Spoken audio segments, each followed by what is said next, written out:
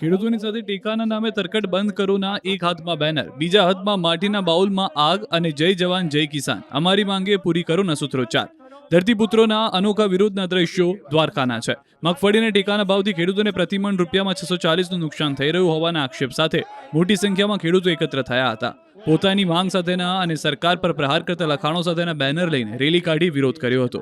કિસાન સંઘના પ્રમુખ પાલભાઈ આંબલિયાની આગેવાનીમાં ખેડૂતોએ હલ્લાબોલ કર્યો. ખેડૂતો સાથે સરકારને આવેદનપત્ર પાઠવ્યું. માંગ કરી કે રજીસ્ટર્ડ દરેક ખેડૂતના ખાતામાં સીધા રૂપિયા 1.35 લાખ જમા કરાવવામાં આવે અથવા દરેક ખેડૂત પાસેથી 300 મણ મગફળીની ખરીદી કરો.